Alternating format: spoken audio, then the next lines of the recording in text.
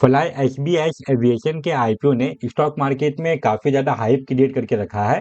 इसका beading already start हो चुका है एंड ये एसएमई आईपीओ का जो जीएमपी है वो डे बाय डे करके लगातार इंक्रीज हो रहा है। लेकिन सबसे बड़ा सवाल ये है कि क्या ये आईपीओ लॉन्ग टर्म में अप्लाई करने के लिए ज्यादा अच्छा है या फिर इसका जो हाइप है वो बस शॉर्ट टर्म के लिए ही अच्छा होने वाला है। और आज के इस वीडियो में मैं आप लोगों का ये जो कंफ्यूजन है इसको दूर करने वाला हूं, क्योंकि इस वीडियो में हम लोग एक क्लियर और कंप्लीट ब्रेकडाउन करने वाले हैं इस कंपनी के 3 पॉजिटिव पॉइंट के बारे में एंड 3 नेगेटिव पॉइंट के बारे में बात करेंगे, जो कि अगर आप लॉन्ग टर्म में या फिर शॉर्ट टर्म में लिस्टिंग गेन के लिए अप्लाई करने का सोच रहे हैं तो ये तीनों पॉइंट आपको जरूर माइंड में रखना चाहिए। ये वीडियो उन सभी रिटेल इन्वेस्टर लोगों के लिए है जो कि ये सोच रहे हैं कि ये आईपीओ में लिस्टिंग गेन मिलेगा या फिर नहीं, या फिर ये स्टॉक लॉन्ग टर्म में पोर्टफोलियो के लायक है भी या नहीं। ये सारा कंफ्यूजन आपका इसी वीडियो में क्लियर हो जाएगा, तो वीडियो को कंप्लीटली वॉच कीजिए। एंड अगर आप इस चैनल पे पहली बार आए हैं तो चैनल को भी सब्सक्राइब कर लीजिए। तो चलिए हम लोग वीडियो कंटिन्यू करते हैं। अगर हम लोग पहले पॉजिटिव पॉइंट के बारे में बात करें तो वो है ये कंपनी का फाइनेंशियल परफॉर्मेंस। इसके रेवेन्यू एंड नेट इनकम में हम लोगों को ईयरली बेसिस पे लगातार काफी अच्छा ग्रोथ देखने को मिल रहा है।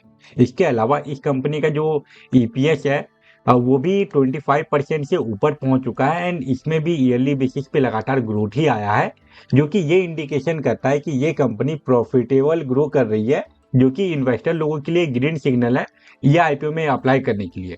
अगर ये कंपनी का रेवेन्यू देखें तो 2023 में इसका जो रेवेन्यू था वो 34 करोड़ का था, जो कि अभी इंक्रीज होके लगभग 194 करोड़ के आसपास पहुंच चुका है। वहीं बात करें नेट इनकम के बारे में तो 2023 में ये कंपनी का नेट इनकम 3.44 करोड़ का था एंड 2025 में इसका जो नेट इनकम है ये 28 करोड़ से भी ऊपर जा चुका है। तो यहाँ पे भी हम लोगों को इसका जो नेट इनकम है इसमें लगभग 8 गुना का इंक्रीमेंट देखने को मिला है। एंड ये जो डाटा है, ये जो ग्रोथ हम लोगों को इसके फाइनेंशियल परफॉर्मेंस में देखने को मिल रहा है वो काफी ज्यादा इंप्रेसिव है। एंड वैसे इन्वेस्टर जो कि इसमें लॉन्ग टर्म का इन्वेस्टिंग करने का सोच रहे हैं उनके लिए ये एक काफी बड़ा पॉजिटिव पॉइंट है।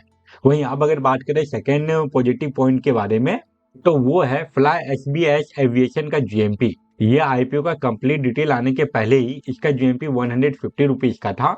उसके बाद लगातार इस आईपीओ के जीएमपी में हम लोगों को इंक्रीमेंट ही देखने को मिला है। अभी का जो इसका करंट जीएमपी है ये 195 रुपीज पे पहुंच चुका है। जीएमपी परसेंटेज के बारे में बात करें तो ये लगभग 87% पे आ चुका है। एंड जैसा कि हम लोग जानते हैं एसएमई आईपीओ में आपको मैक्सिमम 90% का लिस्टिंग गेन हो सकता है, इससे ज्यादा लिस्टिंग गेन आपको नहीं मिलने वाला। तो जैसा ये आईपीओ का जेपी है उसको देख के यही लग रहा है कि ये आईपीओ में भी आपको अच्छा खासा लिस्टिंग गेन मिलेगा। शॉर्ट टर्म में भी ये आईपीओ काफी अच्छा परफॉर्म कर सकता है। अब अगर बात करें थर्ड पॉजिटिव पॉइंट के बारे में तो वो हम लोगों को इसका जो ऑब्जेक्टिव है आईपीओ लाने के पीछे का जो ऑब्जेक्टिव है उसमें देखने को मिलता है। आईपीओ से जो पैसा मिलने वाला है इस कंपनी को उसमें से ये कंपनी 80.47 करोड़ रुपए का यूज करेगी और 6 न्यू एयरक्राफ्ट को लीज पे लेने के लिए। ये जो लीज होगा ये ड्राई बेस से लीज होगा, जो कि लॉन्ग टर्म के लिए चलने वाला है। एंड अगर इस कंपनी के पास और भी एयरक्राफ्ट होगा तो जाहिर सी बात है इस कंपनी का ऑपरेशन भी इंक्रीज होगा, जिसका कि इम्पैक्ट हम लोगों को लॉन्ग टर्म में ये कंपनी के रेवेन्यू एंड नेट इनकम पे भी देखने को मिलेगा।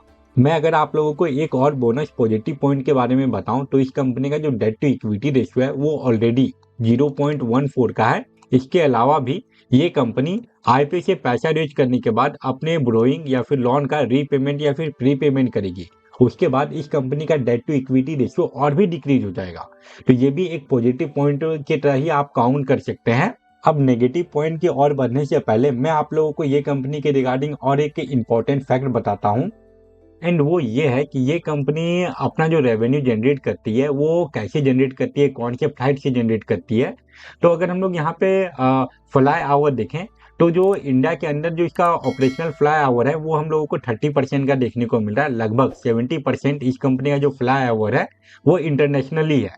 वहीं अगर रेवेन्यू परसेंटेज के बारे में बात करें तो जो डोमेस्टिक ट्रैवल है उससे ये कंपनी को 23-24% का ही रेवेन्यू जनरेट होकर आता है।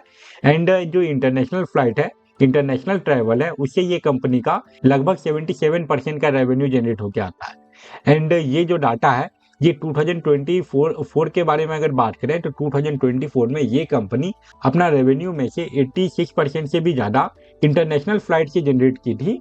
एंड ये सारा डाटा देख के हम लोगों को ये आइडिया लग जाता है कि इस कंपनी का जो रेवेन्यू जनरेट होता है उसमें से एक बड़ा हिस्सा इंटरनेशनल फ्लाइट से ही जनरेट हो रहा है। वहीं अब अगर बात करें ये आईपीओ के मेजर नेगेटिव पॉइंट के बारे में तो पहला जो नेगेटिव पॉइंट है वो ये है कि ये कंपनी का जो टॉप 2 कस्टमर है वही ये कंपनी को लगभग 77% का रेवेन्यू जनरेट करके दिया है फाइनेंशियल ईयर 2025 में।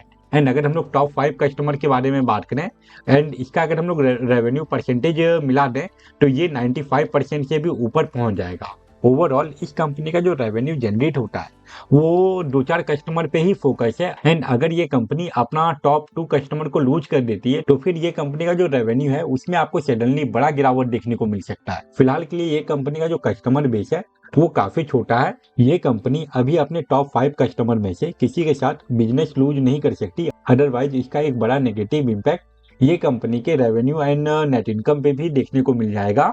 जो सेकंड नेगेटिव पॉइंट है वो हम लोगों को इसके वैल्यूएशन एंड मार्जिन में देखने को मिल रहा है। अगर हम लोग ये कंपनी का सिर्फ और सिर्फ 2025 के डाटा के बारे में बात करें तो इसका वैल्यूएशन एंड मार्जिन हम लोगों को काफी अच्छा देखने को मिलेगा, ठीक ठाक ही लगेगा। बट अगर हम लोग इसको ईयरली बेसिस पे कंपेयर करें तो यहाँ पे हम लोगों को इसके RONW परसेंटेज में ईयरली बेसिस पे गिरावट देखने को मिल रहा है।